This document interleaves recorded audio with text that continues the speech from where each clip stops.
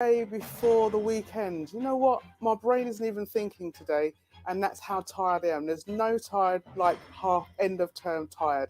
That's where we are today. End of term tired, but we've got a great show ahead of us. Live from London, this is the Late Late Show with Amanda Wilson on Teachers Talk Radio. Tune in live at ttradio.org or to join in the conversation, download the Podbean app and search Teachers Talk Radio. Follow the hashtag TT Radio. Tune in, talk it out with Teachers Talk Radio. Have you ever had one of those times when you've rehearsed in your head what you're going to say, and then it comes out just a jumbled, garbled mess? And that's basically what happened to me just now. There is no, there is nothing, there is no such tired as end of term tired.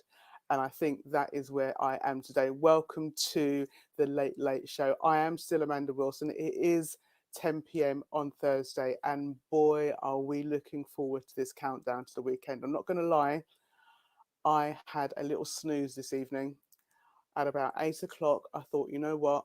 I need to just close my eyes, rest my head, and just kind of get myself ready for the rest of the evening. Because if I hadn't done, then I don't know, I probably wouldn't be here right now speaking to you on this show.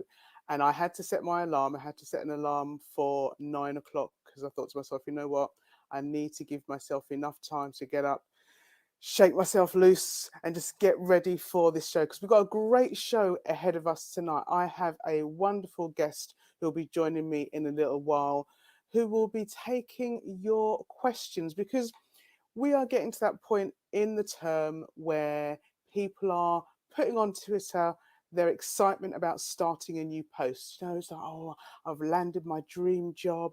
Can't wait to start my dream in my dream school. And there's all kind of conversation going around Twitter about how do you know, how do you know it's going to be a dream school? How do you know you're going to be kind of, full of, it's going to be full of fairy dust, and you're going to be floating on cloud nine forever. But it is possible that individuals have found their dream jobs, and it is possible that individuals are really looking forward to September. I'm looking forward to September because I'm looking forward to the fact that it may finally be a regular year, and I might finally get to do a whole year as a head teacher, because I've been in post for 2 years now, and is in 2 years as a head teacher, I've not done a full year.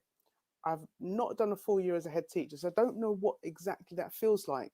And I remember when I started, there are so many things that I wondered, so many things I was curious about, so many things I was unsure about, but nothing could have prepared me for these last 2 years. Nothing could have prepared me. And that's the thing about going into a new role. You kind of think you have all these plans, you've got all these ideas, and you think, yep, I'm ready for this. I'm here for this. Give it to me. Let's just run with it. But yet something happens that kind of totally takes you on in a different direction. And this pandemic, for me as a new head teacher, has totally caught me left field. And I had a good support network. When I became a head teacher, I had a really good support network. So I was a head of school previously, and I'd been working with my executive head teachers for about 7 years, 7 years or so. No, about 5 years or so, 5 or 6 years. I've been working alongside my executive head teachers. So we'd got a really good working relationship. I knew them well, they knew me well, and I could kind of ask them the questions that I needed to know to get me ready for my headship. But that's not always the case. It's not always the case that you have somebody to talk to and somebody that can help you to kind of know what to do in those first few months, those first few weeks, those first few days, even of being a new head teacher, a new head of school. And so tonight I'm going to be joined by Kate Obridge, and she is an executive head teacher, and she has got tons of experience. Her 28 years of experience. I've been in education for 20 years. She's been in education for 28 years. However, she's been a head teacher for 17 of those years. So she's got the t-shirt. She's been there, she's done that, she's kind of seen so many things. I'm sure that she'll say that there's things that she's probably still hasn't seen, but from my point of view, she is well qualified to answer your questions. So I'm going to invite you to text in your questions. If you are a head teacher, if you're going to be a new head teacher in September, or if you're going to be a new leader, if you're going into something that you think, you know what, there are so many questions that I need to ask about this role, and there's just no one around me that I think is qualified enough to be able to answer it. Kate is going to be your woman. And she, I've followed her on Twitter for quite a while, and she's always there's always lots of CPD programs that she's running with her school. And she really is for supporting others within the education network. And that's one of the reasons I'm so excited to have her on my show tonight. So if you have a question, that you want to ask Kate, please do text in. Please do call. If you were going to be, if you're going into a new role in September, what do you want to know? How do you want to make sure that you are ready? What questions do you have in terms of, right, the first few days of being in that role? Are you ready? What are you worried about? What are you anxious about? What concerns do you have? What have you seen or heard from another head teacher or from your current head teacher that makes you think, oh, is that right? Oh, is that what we're supposed to do? Oh, I didn't know that was part of my job. Because there are some things that you think, ah, okay, I didn't actually know that that was my job as a head teacher, or I didn't actually know that that was in my remit as a head of school. Kate is going to be here to answer your questions and to kind of hopefully put your mind at ease somewhat, just to kind of make you feel a bit more comfortable about you going into your new post. Because one of the things about Twitter and one of the things about education is that it is a great network. Twitter and the edgy Twitter is a great network. There's lots of people out there that are always willing to help, always willing to give you advice, and sometimes you've kind of just got to reach out in the right direction. So tonight's show is an opportunity for you to reach out. It's an opportunity to ask those questions, an opportunity for you to kind of glean that knowledge from somebody who's just been in the job for 17 years. And Kate, she's going to be more than happy to answer your question, however weird or wacky they may seem. I remember one of the first things that I was told when I became a head teacher was know where the fire alarm, how to set the fire alarm, reset the fire alarm, and know how to something to do with the heating. And obviously that's something to do with the heating has gone totally out of my head because I can't even remember what it was. But there were some kind of, the little things that you don't realize you need to know until you need to know them. And unless you've been in that job, that's the only way that someone's going to be, yeah, you need to know this. They hear about the big things, they head teachers reports, yep, those, making sure you got the curriculum sorted, yep, those, making sure you've got staff in place, those things. But it's the little things that nobody actually prepares you for, that you think, I wish I'd known that. I wish somebody had told me that. And I know that there's several books out there. There's a lot of blogs out there that kind of give you that information. The Secret Head Teacher, he's written a blog that kind of answers those questions. And it's this tonight's show is kind of everything you needed to know, but we're afraid to ask. And we're not just talking headship. If you're going into a leadership role and there's some burning questions that you think, what do I do if? How do I cope with this? What happens if that happens to me? All these kind of little niggling questions that you might have to ask. Today is your day. So I know that Kate has entered the studio. So Kate, when you're ready, please feel free to call in and we can get this going, because I know that we've got a few people in with us tonight. Like I said, please feel free to call in, to text in with your questions for Kate. We'd love to hear from you. We'd love to be able to answer your question and do our best to perhaps put your mind at ease somehow. Kate, welcome to the show. Hello. How are you? I'm good. I'm a bit tired. We've had full governing board this evening as well. So yes, yeah. I can imagine that's pretty full on and pretty intense. Were you able to do that at school, or were you doing that at home? No, it's all been done virtually. So okay. I was able to be at home, and like you, had a bit of a snooze afterwards as well. Yeah, it's got to be done. It's got to be done. So thank you for joining me on my show. So before we go any further, can you just give our listeners a bit of information? Who are you? No, I've put a bit of blurb in the on the text, but tell us a bit more about who you are. Well, my name's Kate Obridge, and I am from South London. So I was born and brought up in South London, and that's where I started my teaching career. So I worked in London boroughs, really, first of all, Newham, Bromley. Oh, then I went up to Nottingham for a bit, came back down again, worked in Greenwich, then Lambeth. My first leadership role, deputy headship, was in Lambeth, Okay. in a school just behind the Oval Cricket Ground. All right. Yeah. And then I took up my first headship in 2004, and that was in a school in South Croydon. Then I moved to school in Bromley, then a school in Rotherhithe and Bermondsey, and now I've moved out to East Sussex. So we moved house. So I'm out in the sticks now. I live in a rural village in Kent, which is quite different to South London where I was brought up. Yeah.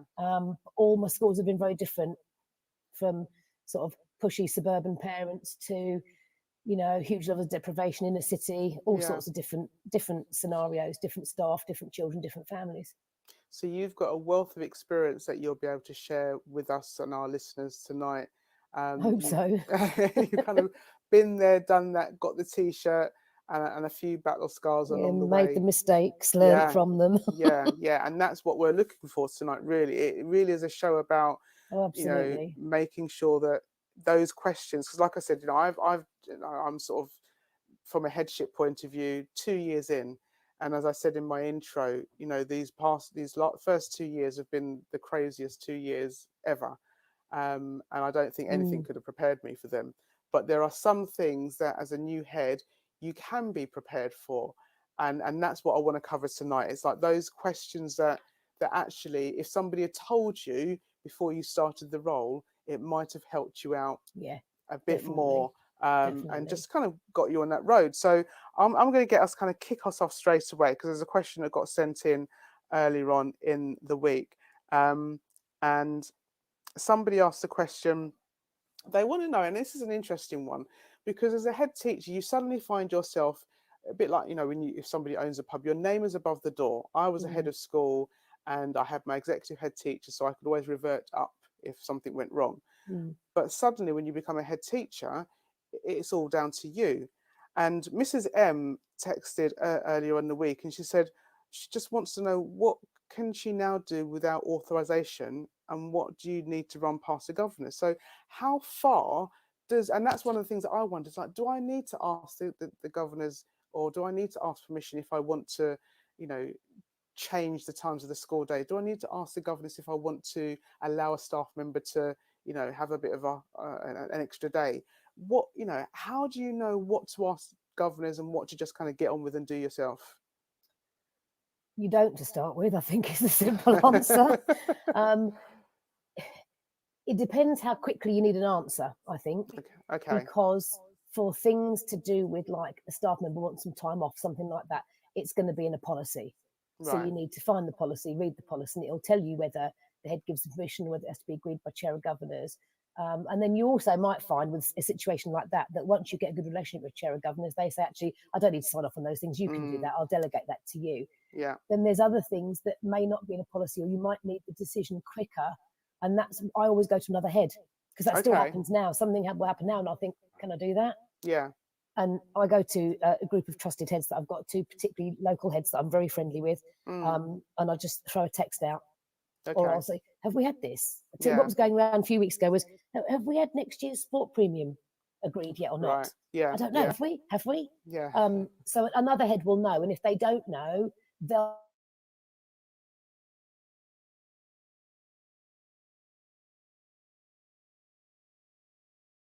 because it might be that you can actually ring them and say, is this me or is this you?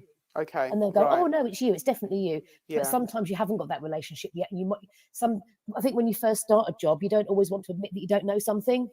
Yes, yeah, definitely. And there's that pressure on you to be, I am now the head and I must know everything, and everyone's looking to you to not put a foot wrong. Yeah. So, you know, although you can put a foot wrong, it's almost like knowing which of those things you want to admit to and which you don't, and you want to find out from other places first. Yeah, yeah. Because it is a very daunting prospect of all that responsibility suddenly being on your shoulders. Yeah. And everybody looking to you, and, you know, whether you look to somebody else outside, at the end of the day, everyone is looking to you. So you've got to be able to find That's an right. answer from somewhere. Right. And I guess it's like you said, knowing which channels to utilize as your network. If it's something statutory or you think it's a statutory thing, it will be online. It will be in a DFE document somewhere. Yeah. There will be a statutory instrument, it's called. There'll be a document somewhere that says you must do this. So things like the one you said about changing the times of the school day. Yeah. I know, for example, I don't know how I know this, but if you can want to change the times within the school day, like playtimes and lunchtimes, that sort of thing, you can do what you like. Yeah, yeah. But if you want to change the beginning or the end, you Yeah. have to do a great big consultation process and all this, and Yes. jump through a whole load of hoops. Yeah, yeah. But I don't know how I know that. I don't know how I found that out. Well, that's actually something I did last year, because our school finished at 3:30, and we thought, okay, it'd be nice to finish at 3:15, mainly because that's what I was used to from a previous school. And so I did a Google search. Me and Google are best friends. Yeah.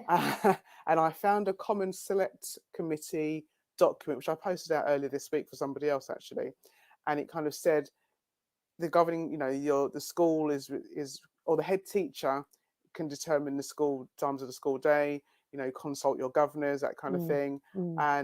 And we did a big consultation. So we kind of went out to staff, we went out to parents. We only had one person that came back and said, actually, it'll be a bit of a pain for us. But what we did, and what our chair of governors was concerned about, was the fact that the amount that, we would lose learning time, we'd lose 15 minutes learning time.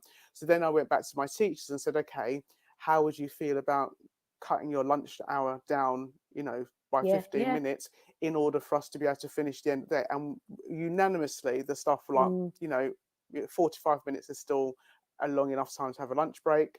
Let's go for it. But it's one of those things where it's quite a big decision, because it impacts on so many things. Yes. And so as a head teacher, it's like, right, you want to be sure that you're making the right decision and not going to totally mess things up. Yeah, and I think one of the things that always bothers me when you're going through something like this is you can't tell everybody everything. Yes, yeah. And sometimes I think if you could just tell everybody everything, they might understand a little bit more why you're doing something. But you can't, especially when talking about things to do with children or parents or HR things with staff. It's confidentiality. You can't tell people things. But sometimes I just think, gosh, if only they knew what I knew, they wouldn't be complaining or moaning, because they'd understand why it's like it is. Yeah, definitely. So another question that we've got sent in, what would you say is the best preparation for taking up your first headship? If somebody was going from a deputy head to a head teacher as opposed to a head of school, where there might be slightly more experience in sort of being on your own running a school, what kind of things would you advise them to do to prepare themselves for that first headship? I was talking with somebody about this the other week, actually, a deputy head who's looking to apply for headships in the future. Yeah. And we talked about getting a head teacher job description and person spec. Okay. And almost self-evaluating yourself against it. What have you already done? What can you already evidence? What do you already know what to do? And what things on that list do you not yet know how to do or haven't yet had experience of? Yeah. And can you work that into your appraisal, your performance management, or something like that, so that you can get experience of it, or offer to do something for the head, or ask to shadow the head. I've got one of my teachers is one of my phase leaders is leaving me to go to an assistant headship at the end of this year. I'm really proud of him. He's done really well. Yeah. He's sat in on 2 SLT meetings recently. And he asked me this morning, is there a DSL meeting coming up? Because I'd like to sit in on one of those, because I've got to do that in my next job, and I've never done anything like that before. Yeah. So he's sort of preparing in that way. The other thing that I would then say is, when you've got the job and you've not taken it up yet, is find out as much as you can, the behind the scenes. And I was talking about this with both my new heads groups that I'm running at the moment, about finding out the stuff that no one's really wants to tell you.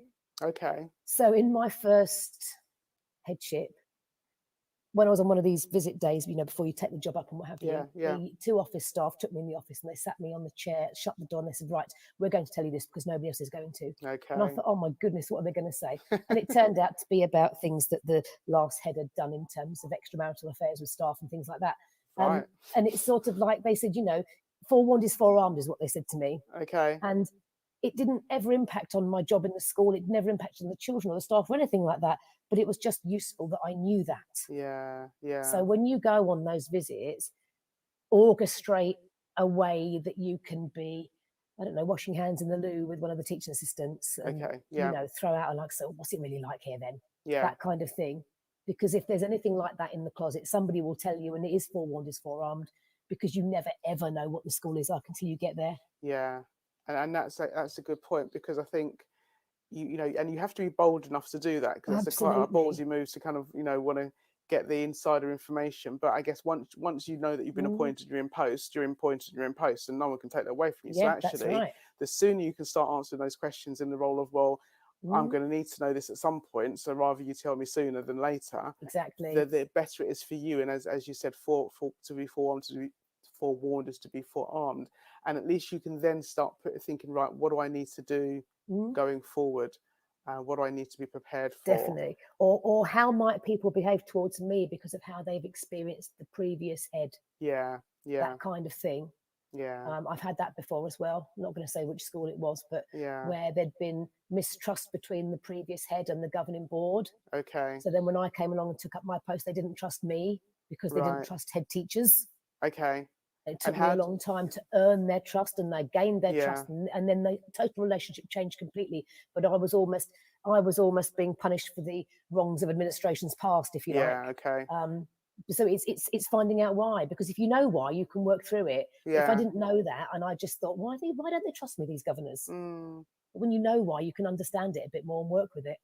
And how do you gain that trust? Because when you've come, you know, when you're coming into school, especially if you're going into a school where, for instance, that might be a requires improvement school, or there might have been Mm, some, you know, some bad blood with the last leadership team or governing body.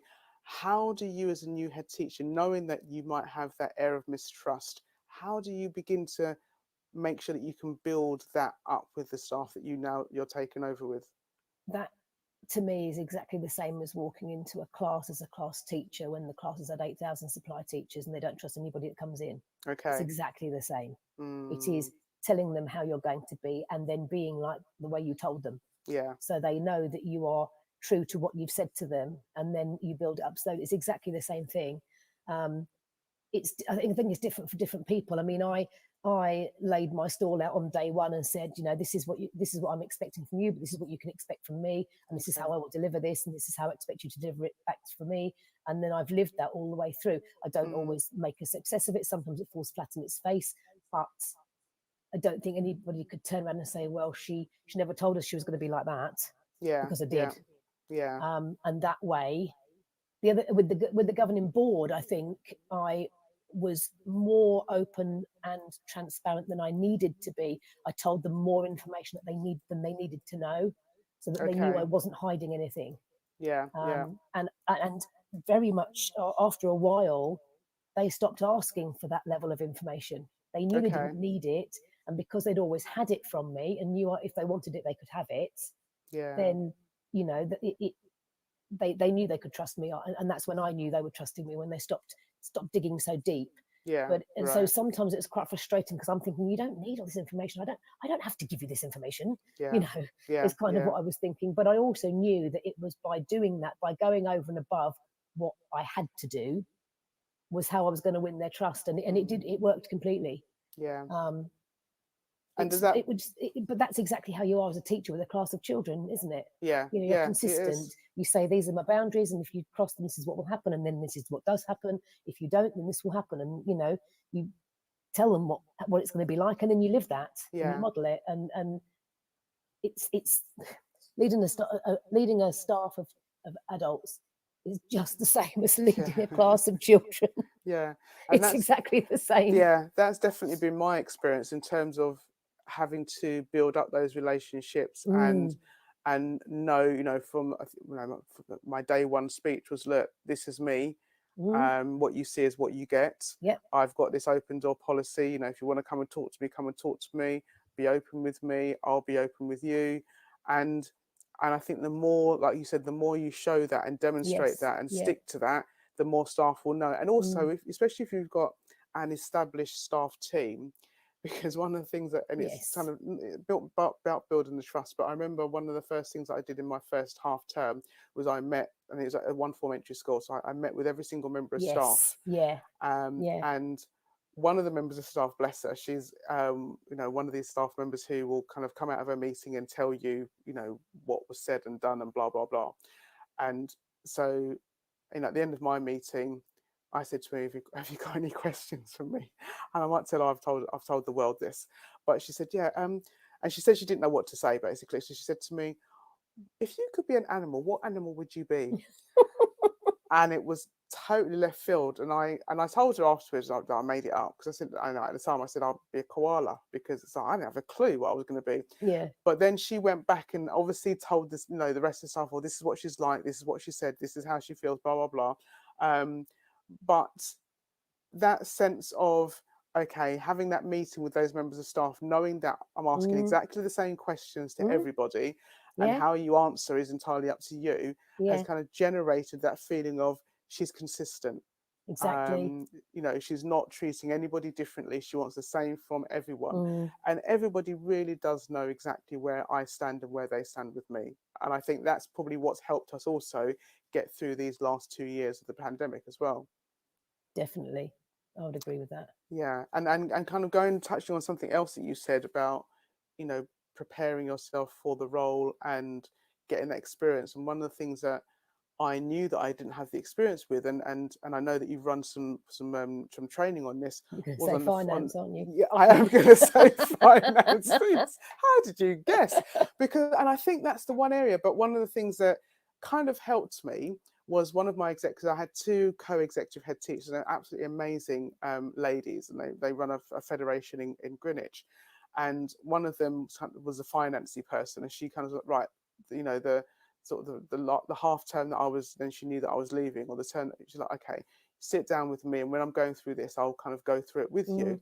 But even now, yeah, it's you get the local authority reports, you get this report from your, we use an external bursar, and my business manager is quite new to the role as well, but she's absolutely amazing. But you have to work your way through it, and it's like, what? And I remember doing a session with the Southwark Diocese, because we're part of a church school, and she did a session there on finance. But it's like, what else can ever prepare you apart from having to sit down yeah. and kind of go, I don't know, what would your advice be there when it comes to finance, Kate? If you've got the time, so if you're not starting your job in September and you've got another year left or something, ask if you can shadow the budget setting process. So we had one of our senior managers shadow the budget setting process this year. Both my heads of school and I do the budget with our business manager, and also one of our governors sits in as well. He's not so much part of the setting the budget; he's more monitoring and checking that we're doing it properly. He's checking that we're doing what we said we were going to do when we were going to set the budget. Yeah. The other thing that I would say about me is the reason that I feel like I know quite a lot about it now is because it frightened the hell out of me when I started as a head. Right. Okay. Because I'd never done anything with it either, and the heads I'd worked for hadn't shared anything. I'm not blaming them; that's just how it was. Yeah. And suddenly, like you say, you're suddenly in charge of it. And the two things that frightened me when I first started as being a head was health and safety and finance, because I knew if they went wrong, I could go to prison. Yeah. Yeah. So that's why I was always all over the finance and learning. And one of the things that I think has helped me is the fact that each of my headships was in a different local authority. And although school funding is the same, it's all done slightly differently. Yes, yeah. So that's really helped me. And now I do feel like I know quite a lot about it, and I'm very confident in it. Because the other thing is this was the first headship I've had where I've had a business manager.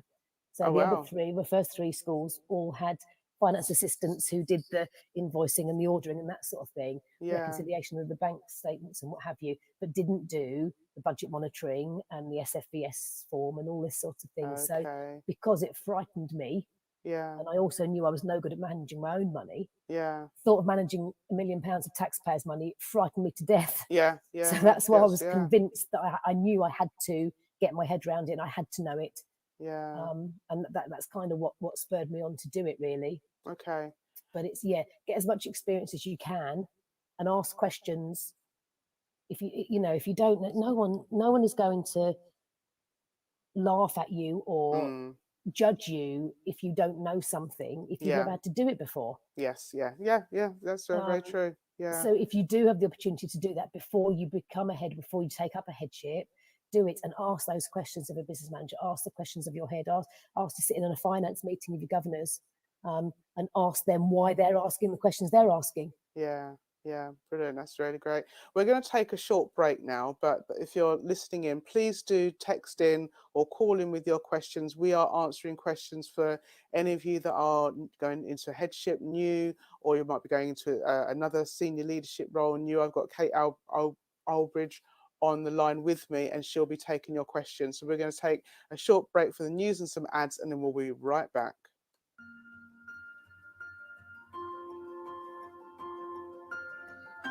Introducing Amanda Davey. Amanda is one of the first specialist teacher assessors for dyscalculia in the UK and offers dyscalculia tutoring and bespoke training for schools. With 26 years of teaching and tutoring experience in the UK, Amanda offers specialist online tuition focused on building confidence and developing skills.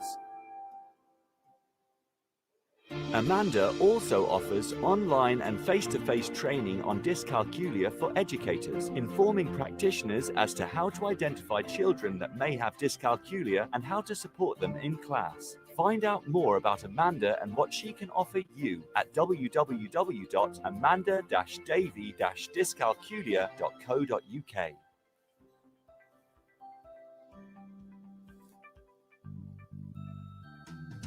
Creative Resources, made for teachers by teachers. At Creative Resources, we've been rethinking what a classroom can be. We've created a huge range of more than 2,500 original and exciting resources that span across more than 15 different subject areas. Whether you're looking for primary or secondary level resources, careers options, PSHE, arts or humanities, Creative Resources have the resources for you.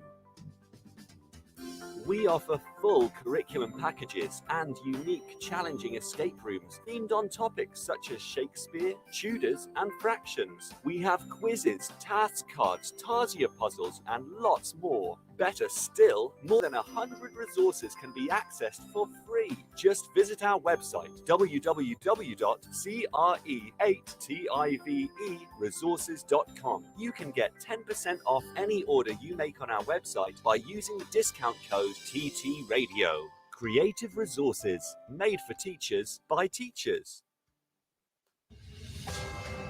This is Teachers Talk Radio, and this is Teachers Talk Radio News.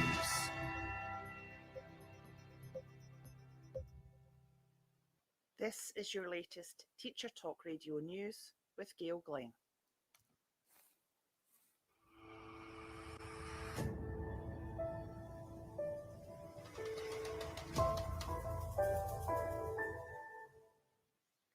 Bloomfield Collegiate School in Belfast is to enforce a restriction on pupils' use of mobile phones until the end of term.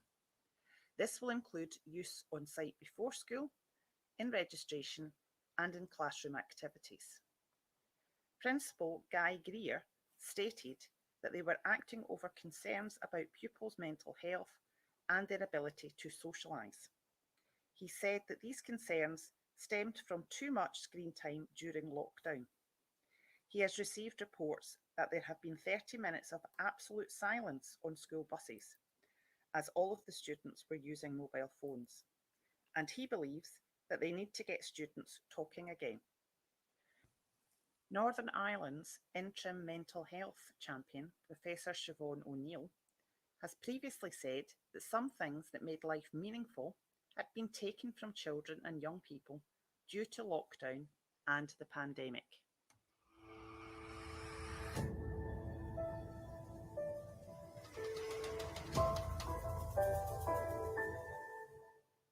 Research led by the University of Bristol has found that more than half of teachers in England are in favour of teaching children to take direct action against climate change.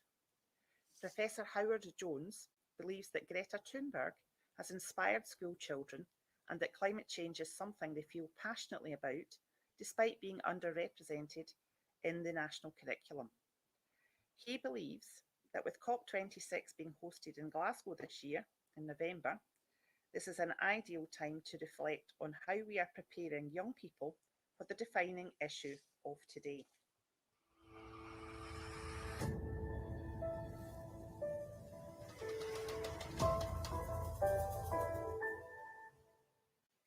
Professor Ken Muir, former Chief Executive of the General Teaching Council for Scotland, will lead the work towards a new organisation to replace the Scottish Qualifications Authority.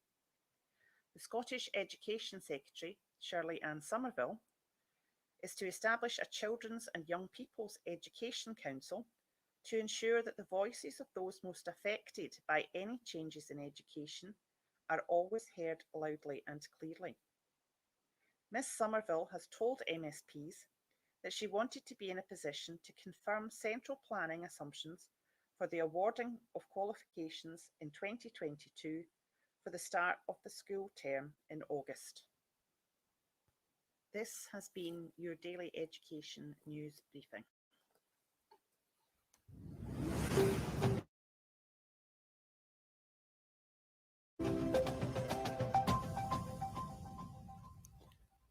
Welcome back. You're listening to Teachers Talk Radio with me, Amanda Wilson, and I'm joined by Kate Obridge, who is an experienced head teacher, 17 years as a head teacher in various schools throughout London and the South East. And we're talking tonight about things that we might have wanted to know when we're becoming a new head teacher. My words are just going all over the place today.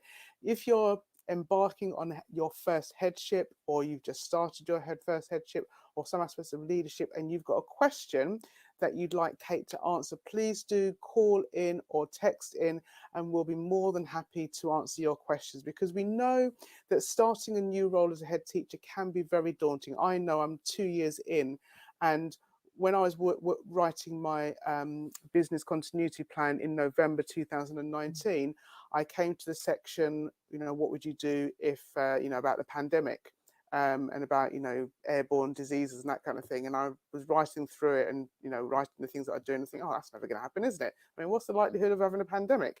Oh, and lo and behold, a few months later, we were in the middle of one. So, you may never be prepared for every eventuality, but as much as you can, if you can get the answers to your questions before you start your role, it will make your life a lot easier.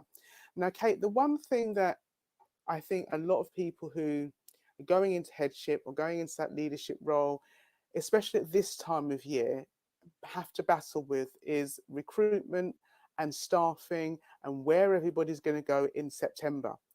And I know that when I was working at my previous school in the Federation, we had it was two schools over 3 sites, and it was almost like a mission to try to work out where 50 odd primary school teachers were going to go, because we gave them options and where they needed to go. But it was a military operation to try and organise it all.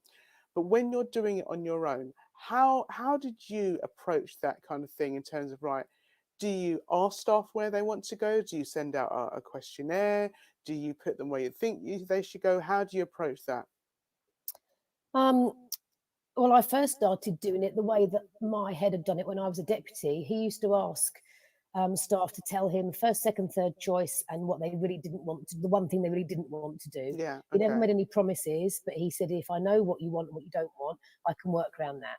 Right. Because I'll never forget, I said to him when I was still a class teaching deputy, I said, I'll go anywhere except to SATS year group. And he came and said to me, look, if you do year 2, everybody else gets their first choice. And you're like, oh, okay then. So I did that. I asked the teaching staff what their first, second, third choice was, and then what they really didn't want to do. And then I haven't really changed this actually in all the schools I've been in. I do it with more people now. Right. I fit what the staff want around the needs of the children. Okay. Yeah. So I would always look to my trickiest class and which year group they were going to be in, and which teachers had said they wanted to be in that year group or didn't mind being in that year group. And out of those teachers, who would fit those children best? Who would get the best out of those children? Yeah. And I'd do those classes first. And then I'd look at it was always the trickiest class, whether it was because there were a lot of children there with SEMH issues, or whether there was a lot of children with SEND, or whether it was a class with a lot of pushy parents, for example. Right. And it's matching the teachers, the needs of the children. And then we just carry on doing it like that. So it is literally which teacher will suit this class of children best. And if we can match what the teachers want and what the children want, then that's great. If you've ever done sorting out who's going to be in a room with who on a residential trip, it's just like that, I think. Yeah. Sometimes it just goes and it sorts itself out really quickly, and other times you're there for hours. Yeah. We normally have people's names on post-it notes and we're moving them around the table, you know. Yeah. And then it starts feeling like Britain's Got Talent or something. You know? But for me, it's about meeting the needs of the children whilst also giving staff what they. If staff are doing what they want, then they're going to be happier. Yes, exactly. What they want is not always what they need. But if you develop and this will take time, but if you develop that culture of everyone's developing, everybody's learning, everybody has professional development, then you will suddenly find staff going, actually, I know I've worked in the juniors for years and years, but can I go down to the infants? Yeah. And things like that. Yeah. When I was at this school, the first year I did this, I remember, because